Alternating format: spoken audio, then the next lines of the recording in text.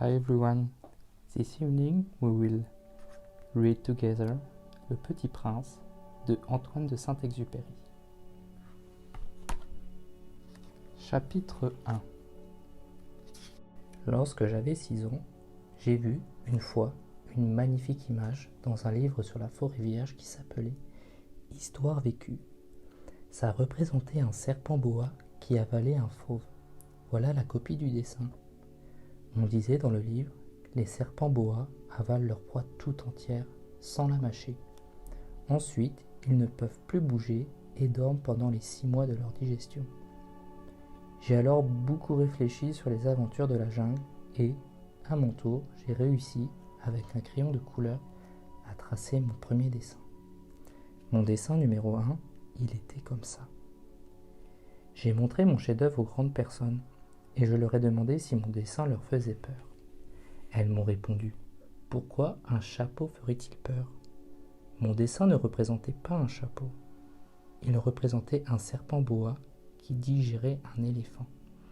J'ai alors dessiné l'intérieur du serpent boa afin que les grandes personnes puissent comprendre. Elles ont toujours besoin d'explications. Mon dessin numéro 2 était comme ça. Les grandes personnes m'ont conseillé de laisser de côté les dessins de serpents boa, ouverts ou fermés, et de m'intéresser plutôt à la géographie, à l'histoire, au calcul et à la grammaire. C'est ainsi que j'ai abandonné, à l'âge de 6 ans, une magnifique carrière de peintre. J'avais été découragé par l'insuccès de mon dessin numéro 1 et de mon dessin numéro 2. Les grandes personnes ne comprennent jamais rien toutes seules, et c'est fatigant pour les enfants de toujours et toujours leur donner des explications. J'ai donc dû choisir un autre métier et j'ai appris à piloter des avions. J'ai volé un peu partout dans le monde et la géographie, c'est exact, m'a beaucoup servi. Je savais reconnaître du premier coup d'œil la Chine de l'Arizona. C'est très utile si l'on est égaré pendant la nuit. J'ai ainsi eu, au cours de ma vie, des tas de contacts avec des tas de gens sérieux. J'ai beaucoup vécu chez les grandes personnes. J'ai vu de très près. Ça n'a pas trop amélioré mon opinion. Quand j'en rencontrais une qui me paraissait un peu lucide, je faisais l'expérience sur elle de mon dessin numéro 1 que j'ai toujours conservé. Je voulais savoir si elle était vraiment compréhensive, mais toujours elle me répondait « c'est un chapeau ». Alors, je ne lui parlais ni de serpent boa, ni de forêt vierge, ni d'étoiles. Je me mettais à sa portée. Je lui parlais de bridge, de golf, de politique et de cravate. Et la grande personne était bien contente de connaître un homme aussi raisonnable. Chapitre 2. J'ai ainsi vécu seul, sans personne avec qui parler véritablement, jusqu'à une panne dans le désert du Sahara il y a 6 ans. Quelque chose s'était cassé dans mon moteur.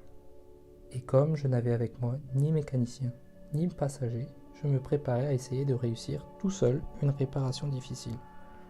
C'était pour moi une question de vie ou de mort. J'avais à peine de l'eau à boire pour 8 jours.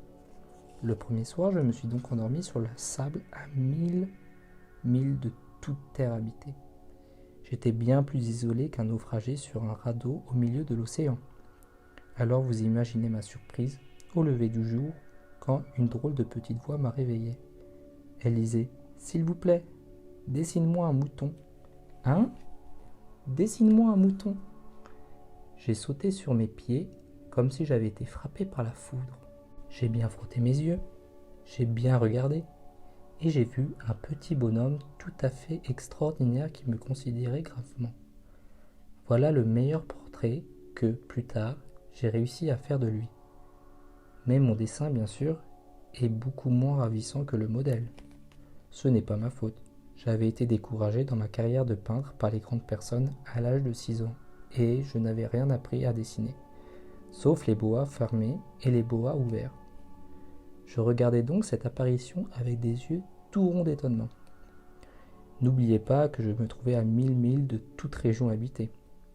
Or, mon petit bonhomme ne me semblait ni égaré, ni mort de fatigue, ni mort de faim, ni mort de soif, ni mort de peur. Il n'avait en rien l'apparence d'un enfant perdu au milieu du désert, à 1000 milles de toute région habitée. Quand je réussis enfin à parler, je lui dis « Mais qu'est-ce que tu fais là ?» Et il me répéta alors, tout doucement, comme une chose très sérieuse, « S'il vous plaît, dessine-moi un mouton. » Quand le mystère est trop impressionnant, on n'ose pas désobéir. Aussi absurde que cela me sembla, à 1000 milles de tous les endroits habités et en danger de mort, je sortis de ma poche une feuille de papier et un stylographe. Mais je me rappelais alors que j'avais surtout étudié la géographie, l'histoire, le calcul et la grammaire, et je dis au petit bonhomme que je ne savais pas dessiner, et il me répondit « Ça ne fait rien, dessine-moi un mouton. » Comme je n'avais jamais dessiné un mouton, je refis pour lui l'un des 2 seuls dessins dont j'étais capable, celui de boa fermé. Et je fus stupéfait d'entendre le petit bonhomme me répondre « Non, non, je ne veux pas d'un éléphant dans un boa. Un boa, c'est très dangereux, et un éléphant, c'est très encombrant. Chez moi, c'est tout petit, j'ai besoin d'un mouton. Dessine-moi un mouton. » Alors j'ai dessiné. Il regarda attentivement, puis « Non, celui-là est déjà très malade. Fais-en un autre. » Je dessinai. Mon ami sourit gentiment avec indulgence. « Tu vois bien, ce n'est pas un mouton, c'est un bélier. Il a des cornes. » Je refis donc encore mon dessin.